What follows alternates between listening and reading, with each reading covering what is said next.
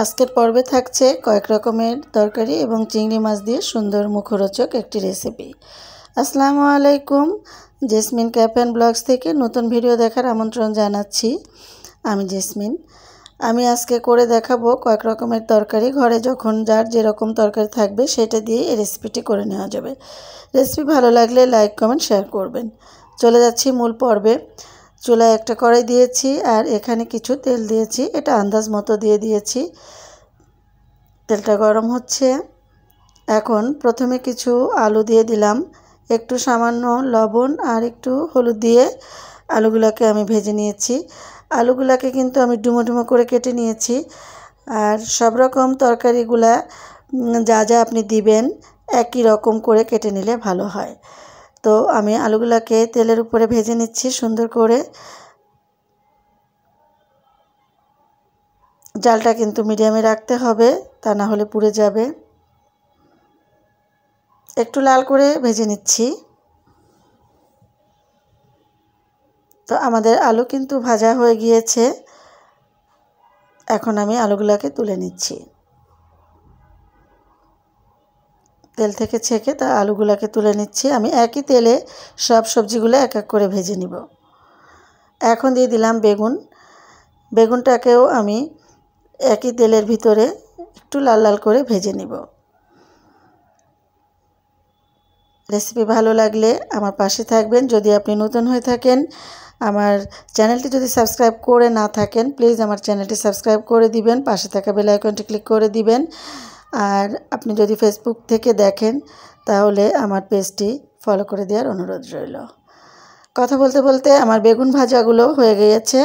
এখন আমি বেগুন ভাজাগুলো কিন্তু তুলে নিলাম। একই তেলে আমি সব সবজি আবারও ভেজে নিচ্ছি। বাকি সবজিগুলো ভেজে নিচ্ছি। একটু সামান্য হলুদ আর একটু লবণ আবারও দিয়ে দিলাম, যেহেতু দুই রকমের তরকারি আমি ভাজি করার পরে এখন হলুদ লবণটা কম হয়ে গিয়েছে। এখন আমি বরবটি ভেজে নিচ্ছি। এখানে তরকারিগুলোর কোনো রিজন নাই, যখন যে তরকারি থাকে আপনার হাতের কাছে থাকে সেগুলো দিয়ে আপনি এই রেসিপিটি করে নিতে পারবেন। এখন আমি বরবটিগুলো ভালো করে ভেজে নিচ্ছি, আবার একটু লাল করে।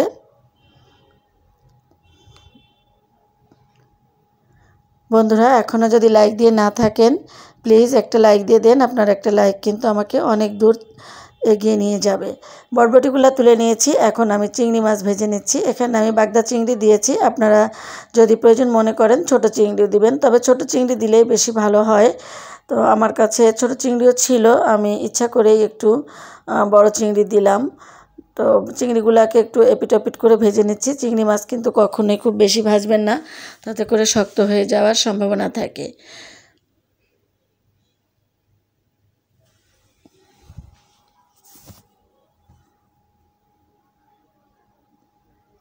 মাছগুলো ভাজা হয়ে গিয়েছে। এখন আমি এক এক করে তুলে নিচ্ছি। আজকে আমি এক আপুর প্রশ্নের উত্তর দিব। রং বেরং থেকে রং দিদি আমাকে লিখেছেন যে ইলিশ মাছে তুমি পেঁয়াজ দিয়েছ, তো এটা কি স্বাদ লাগবে? হ্যাঁ, রং দিয়ে আমি কমেন্টের উত্তরও দিয়েছি। তারপরেও তুমি যদি আমার ভিডিও দেখে থাকো, তোমাকে বলছি, আমরা তো পেঁয়াজ খেতে অভ্যস্ত, আমাদের কাছে ভালো লাগে। তবে ইলিশ মাছে আমি আদা রসুনটা একটু অ্যাভয়েড করি। তো শুধু পেঁয়াজ, কাঁচামরিচ, শুকনো মরিচ এগুলো দিয়ে রান্না করি। তুমি যদি মনে করো ওই রেসিপিটি করবে, তুমি অবশ্যই পেঁয়াজ রসুন বাদ দিয়ে করো। আমিও রসুন দেই নাই, তুমি পারলে পেঁয়াজটাও বাদ দিয়ে করবা, কোনো সমস্যা নাই। আমরা পেঁয়াজ তো অভ্যস্ত হয়ে গেছি রং দিয়ে, এই জন্য আমরা পেঁয়াজটা দিয়ে খাই, খারাপ লাগে না। আচ্ছা, ওই তেলে আমি সামান্য কিছু তেল দিয়ে দিলাম। আর এখানে আমি হাফ টিস্পুন মতো আস্ত জিরা দিয়ে ফোড়ন দিয়েছি। এখন আমি এখানে হাফ কাপ পেঁয়াজ দিয়ে দিলাম আর 7-8টা কাঁচামরিচ ফালি দিয়ে দিলাম। এখন ভালো করে নেড়ে চেড়ে কাঁচা গন্ধটা একটু দূর করে নিচ্ছি।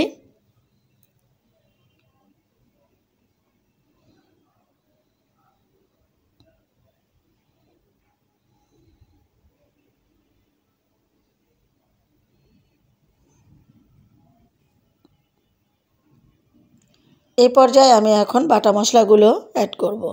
এখানে আমি 1 টিস্পুন থেকে একটু কম দিয়েছি রসুন বাটা, আর 1 টিস্পুন দিয়েছি আদা বাটা। রসুন বাটাটা একটু কম দিয়েছি, আদাটা একটু বেশি দিয়েছি। আদা রসুন বাটাটা দিয়ে আবারও ভালো করে নেড়েচেড়ে কাঁচা গন্ধটা একটু দূর করে নিচ্ছি। চুলার জালটা কিন্তু মিডিয়ামে রেখেছি। এখন সামান্য একটু পানি দিয়ে দিলাম, পুড়ে যেতে পারে, এই জন্য পানিটা দিয়ে দিলাম। আর আমি এখানে এখন গুঁড়া মশলাগুলো অ্যাড করব, সেজন্য পানির প্রয়োজন ছিল। সামান্য পানি দিয়ে দিয়েছি, এখন গুঁড়া মশলাগুলো অ্যাড করছি। এখানে আমি 1 টিস্পুন দিলাম হলুদ গুঁড়া, 1 টিস্পুন থেকে একটু বেশি দিলাম লাল ঝালের গুঁড়া, 1 টিস্পুন দিলাম জিরার গুঁড়া, আর লবণ দিলাম স্বাদ মতো। গুঁড়া মশলাগুলো দিয়ে আবার ভালো করে কষিয়ে নিচ্ছি। এই মশলাটা খুব ভালো করে কষিয়ে নেবেন, তাতে করে তরকারির টেস্টটা কিন্তু ভালো আসবে।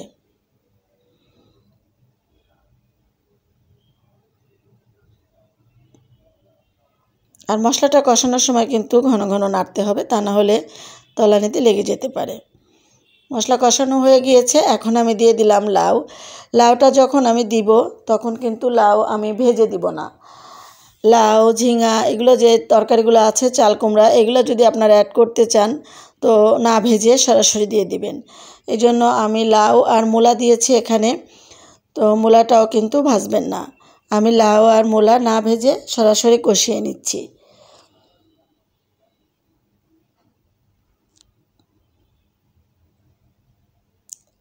এই জাতীয় সবজিগুলো একটু ভালো করে কষিয়ে নিলেই হয়।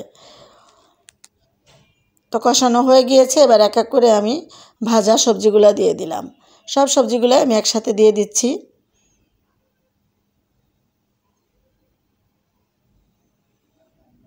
সবজিগুলো দিয়ে ভালো করে নেড়েচেড়ে ঢাকনা দিয়ে রান্না করে নিব।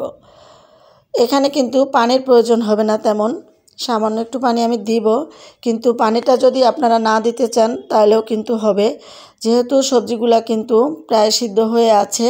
আর লাউ আর মূলা থেকে কিন্তু সামান্য কিছু পানি বের হবে। তো আপনারা যদি মিডিয়াম টু লো ফ্লেমে রান্না করেন তাহলে ঢেকে ঢেকে একটু ধৈর্য ধরে, তাহলে কিন্তু এখানে পানি না দিলেও চলে। তো ভালো করে নেড়েচেড়ে কষিয়ে নিচ্ছি। রেসিপিটা ভালো লাগলে একটা সুন্দর কমেন্টস রেখে যাবেন।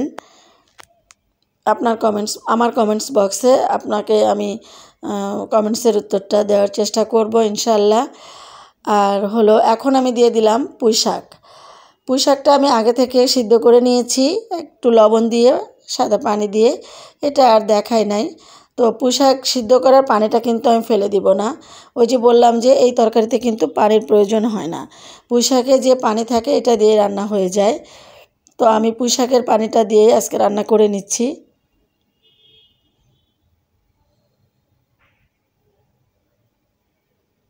এখন আমি ঢাকনা দিয়ে কিছু সময় অপেক্ষা করছি। সবজিগুলা প্রায় সিদ্ধ হয়ে গিয়েছে, যেহেতু ভাজা ছিল কিছু সবজি আর নরম দুটো সবজি ছিল, ওটা তো এমনিতেই সিদ্ধ হয়ে যায়। তো সবজিগুলা কিন্তু সিদ্ধ হয়ে গিয়েছে অনেকটাই, সামান্য একটু বাকি আছে।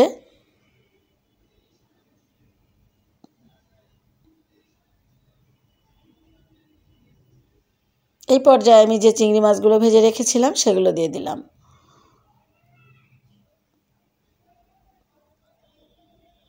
আচ্ছা, চিংড়ি মাছ দিয়ে এবার খুব ভালো করে নেড়ে নিচ্ছি। চিংড়ি মাছগুলো মিশিয়ে দিচ্ছি সবজির সাথে। এখন আমি ঢেকে দিয়ে কিছু সময় আবারও রান্না করব। চুলার জালটা কিন্তু মিডিয়ামেই থাকবে। 10 মিনিট মতো রান্না করে নিয়েছি।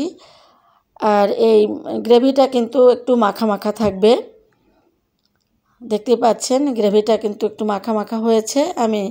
আমার রান্নাটা কিন্তু হয়ে গিয়েছে। এখন আমি সামান্য কিছু ধনিয়া পাতা উপর থেকে দিয়ে দিলাম। যদি আপনাদের হাতের কাছে টমেটো থাকে তাহলে টমেটোটাও দিয়ে দিবেন, তো টেস্ট কিন্তু ভালো আসবে।